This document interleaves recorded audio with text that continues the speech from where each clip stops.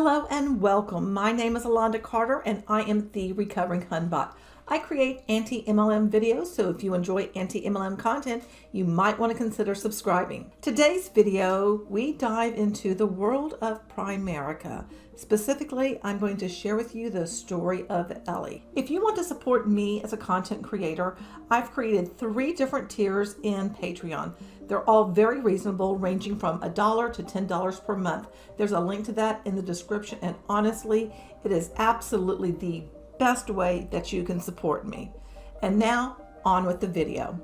I have Ellie's story right in front of me, so I'll be reading that to you, and at the end I'll provide a little bit of commentary, and there's something on Primerica that I found interesting, and I'm going to share that with you as well. Ellie is married and studied business management in college. When she was 21, Ellie joined Primerica. Primerica sells insurance and financial services using the multi-level marketing business model. Its parent company is Citigroup, and in 2017, according to Wikipedia, there were 120,000 independent Primerica representatives. Primerica operates in the US and in Canada. Ellie was part of Primerica from September 2016 to August 2019. It cost her a total of $124 to join. $99 went towards her background check, and then there was a $25 monthly subscription fee, which provided her a virtual office, so basically a replicated website. She was prospected by a total stranger in a grocery store who offered her a full or part-time position. Okay, I just have to say, that's a little creepy to me. I don't know about you, but if somebody came up to me in a grocery store, that would just feel weird. The guy who prospected her said, building your own business meant working harder for 5 to 10 years and then retiring for 40 years instead of working a job for 40 years and only retiring for 5 to 10 years. You see how they did the flip-flop there? He really put down jobs that, made her think that Primerica really was the only solution outside of a regular job. He painted a vision of making a real income through Primerica. Ellie says they really hype you up when you join, in other words, love bombing. She was given a recognition in front of crowds, which made her feel happy and noticed before she realized she was being scammed. She had to obtain her insurance license by passing a test. For the first month she was with Primerica, Ellie made absolutely no money. She did not disclose whether or not there was an additional fee to take that licensing exam. I would think there would be, because typically there is, but like I said, she didn't tell me. And I haven't done a deep dive into Primerica, so honestly, I don't know. If you know, drop that below in the comments. She met her upline, that dude who signed her up that she met randomly in a grocery store. Again, kind of creepy to me. Anyway, she met him on her days off, and she'd bring people with her. They did some of the trainings there, and she would also bring people with her to the Opportunity Night, which is a hiring recognition event. They highly emphasized, Ellie says, that when was the last time you got recognized for your hard work? Wow, that really that triggers something in me, and I hate using triggered. That just annoys me. I don't know about you, but it really does. That just kind of makes me go, ugh, because it's really playing on psychologically. That's why I'm diving into the dark psychology of MLMs. Ellie had no knowledge of what MLMs were until she actually joined one.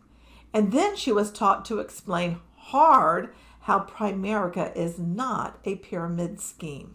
Ellie says she was able to sign up 150 people with Primerica products, and about 20% of those went on to obtain their insurance license. Now, I'm guessing like when people go on to obtain their insurance license, that means that they're her downline, and so she made something off of them. But again, I have not looked at the overall structure. What she made before expenses, Ellie says, varied. On good months, she said, she closed around $6,000 in sales. Now, she didn't say what she made from those sales. So if you're selling $6,000 worth of products, I don't think you're making $6,000. But that wasn't clear. When there were no recruits or no sales, then she says she actually lost money on what's called chargebacks. Now, I'm not sure what chargebacks are in the Primerica world, so if you know, explain that below. Her monthly expenses included purchasing business cards. Her monthly subscription to the Primerica online office was $25 a month, and she bought brochures to give to her clients. And then there was the gas that she spent, to go see people, and expenses that she had on her meals as well. Ellie's monthly expenses to work for Primerica was about $2,000. So she was spending $2,000 for the privilege to be a Primerica representative. I don't know about you, but I have never had to pay to work for a company. Generally, I'm the one that is paid to do the work. But with MLM, it doesn't work that way. To be considered active, Ellie had to get her license. She had to go to these mandatory meetings, close sales, and also recruit others. This is how Ellie describes the training she received. I wanted to be licensed before my training, which meant when I got to the actual trainings, my upline would have to split commission with me, which is why getting a license after training is frowned upon. So when I got licensed, my trainer, still salty about how he didn't get commissions, sent me to go with the worst agent he has to close the sale. So I learned absolutely nothing and had to take agents with me to appointments. These training appointments were told so I can go on to my own appointments. That really seems odd. Okay. In reality, I'm just a ticket to my family and friends for them to give a sales pitch, and buying from my upline meant helping me in the company, which is a total lie because I don't get paid. Okay, so this sounds like she went on these sales calls, brought these agents with her, and the money is going to go to her upline, not to her, which is a bit confusing. And it sounds like the only reason they want anybody to join is to have access to the people that you know so that they can go on sales calls and make money off of them. Sounds very sketch to me. In terms of marketing her Primerica opportunity, Ellie says she used social media and further described her marketing to include prospecting, which meant going to stores, oh goodness, and ask random people if they'd like to make extra income and give them my personal cell phone number. Oh my. Okay, can you imagine that you work for a company, but you're not given a company cell phone? You have to have your own personal number is being passed out. That's a bit creepy. I would say, you know what? You can get a Google phone number, and I would have given that to people. I don't know if she didn't know about that or not. I also messaged everyone I know, including people I haven't spoken to in years. Classic MLM. Instagram and Facebook were her biggest platforms. She was active on Instagram, and we were told to post stories and pictures of us living the boss babe life, quotes about hustling, being up early in the morning for the grind, etc., which worked to some extent. Ellie spent 7 days a week working for her Primerica business. Ellie says days off were frowned upon, and taking them meant we don't value our business. I spent 12 to 16 hours either getting people's numbers, calling them to set appointments, actually being on appointments, interviewing recruits, sales appointments. That's a lot of time. And I get that, you've got to work hard to then, be able to relax. But all of this is you are spending so much time doing all of this, getting a very little in return. And if you're like Ellie, and I'm presuming, like many other people, you got your own bills. And so when you're doing this, it's taken away from your life. It's just sucking the life out of you. Ellie ended her association with Primerica because she started to notice that the mental health of her husband and herself started to decline due to the mental and verbal abuse from her upline. They also noticed that they were paying for almost everything for their team and their uplines, who claimed they make a lot of money but couldn't afford to get basic things, all while getting disrespected on the daily if we don't get results. When she joined, Ellie believed everyone made great income because of the way they carried themselves and how they bragged about the sales they were able to close or, did close. She thought that people were making $2,000 to $3,000, which isn't bad for a team of 19 to 22-year-olds. She saw pay stubs, but those did not show the chargebacks Primerica representatives have. When she was asked to see quantifiable evidence, for an overall net income, Ellie was scolded for asking questions. She was taught that Primerica is not MLM because you do not have to buy inventory to sell it. There's plenty of MLMs that don't have inventory that you're buying to sell it, but this is just a classic thing. It's a way to divert attention away from the overall business structure. Ellie says that made her believe that if Primerica was a scam, then they wouldn't be on the Forbes list or wouldn't pay out on 9/11. When she joined, Ellie had wanted to have her own business and create passive income without the stress of a job or working. Ellie says she was brainwashed because she was told to only listen to her upline. They believed once we were listening to negative folks, we'd start being negative. An example was her upline saying, "We are brainwashing people into believing in themselves, then turn around and say we are not good enough if we have not sold life insurance or recruited someone in the team," which is also mental manipulation. Yeah, totally. I see that. I mean, if you're not making sales, then you're not good enough, but you got to believe in yourself at the same time. How can you believe in yourself if you're being constantly put down? Those two just don't jee-haw, as my mom would say. This meant making your team feel bad on the choices they made if said choices were not in your liking. This is Ellie's message to anyone thinking of joining an MLM. My husband and I taught that Primerica was the only solution to financial freedom, and we were led to believe our uplines are friends who tell us the truth that we don't want to hear. They are not real friends. Real friends don't use your friendship with them to make an income. And if you are emotionally attached to your MLM, it is okay to put yourself first. It's okay to be lost for a while before you figure out what you're supposed to be. Yes, you will still be successful without their company, despite what they tell you. You are meant to do something great, and it is whatever you put your mind to. Don't let MLM people manipulate you into thinking you are a nobody for quitting the team.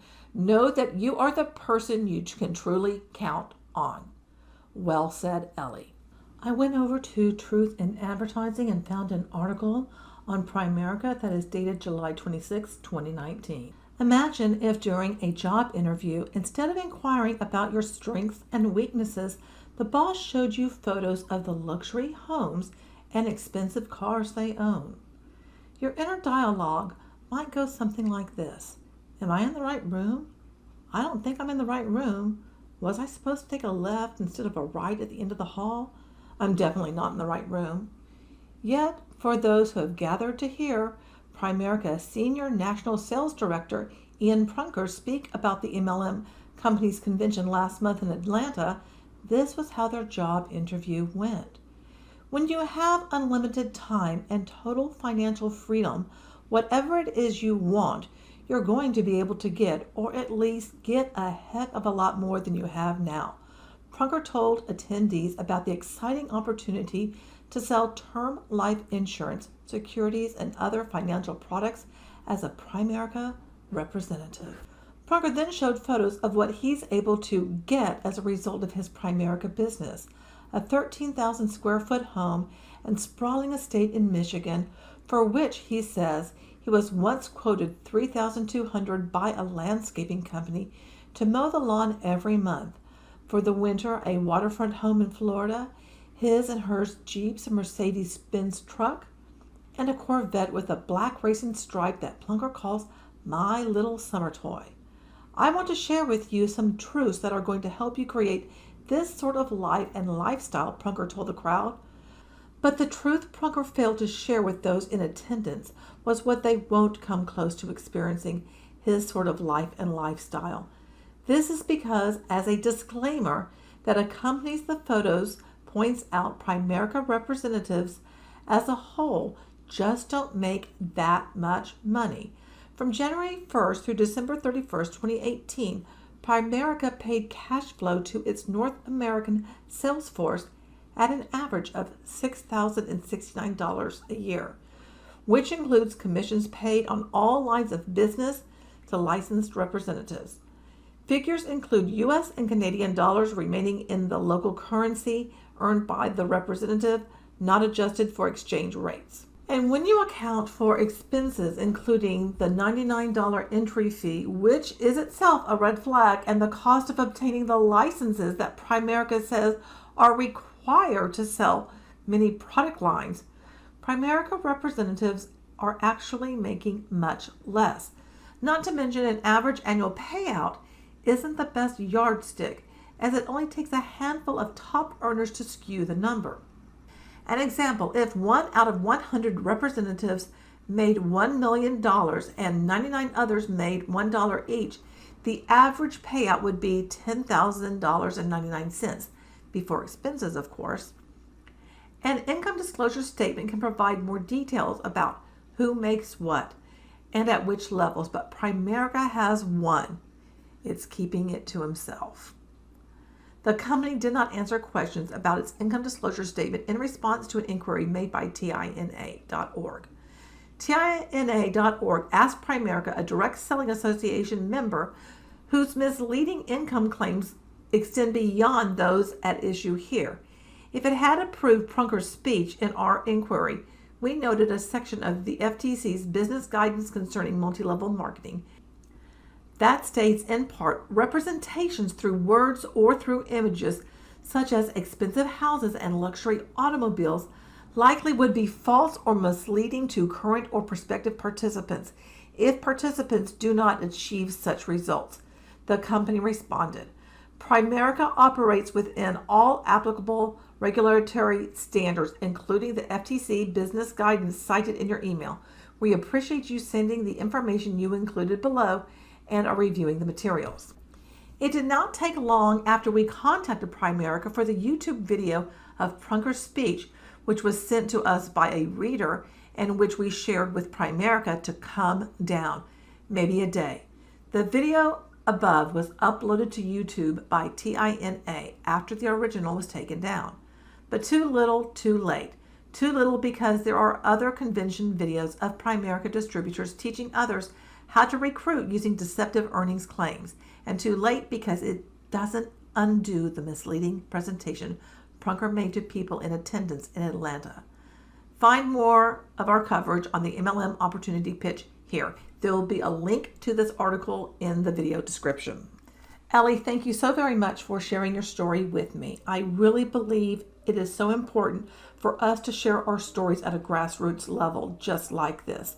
And if you want to make a video on your story, put it on Facebook, do it on your Instagram stories, on wherever it is you want to put it, do it. Get your story out there. It's important for people to know that they're not alone, because there's so many people that are still in the MLM grind feeling like they're somehow a failure because they're not having success. And what they don't realize is the business model is set up against them to begin with. I mean, honestly, the reason I make these videos is to help other people, because I care and I don't want people to be sucked in the way that I was. People who are in it right now, if you're looking to get out, I mean, reach out to anybody who is in the anti-MLM movement. Go and do the research yourself. And I do believe that for any of you, do your own research. Don't rely just what I say or any anti-MLM channel, what they say. Go out there and start digging around yourself, because I don't want you to have your critical thinking shut down. The MLM already did enough of that to you. I want you to wake back up and start thinking for yourself again, because honestly, when you're in MLM, you don't realize how much of yourself is taken away because you are totally manipulated into believing the story that they want you to believe. On my community tab, there is a post for me to collect, your questions. I thought it would be fun to do an Ask Me Anything. So go there and drop your questions. And remember, change starts now.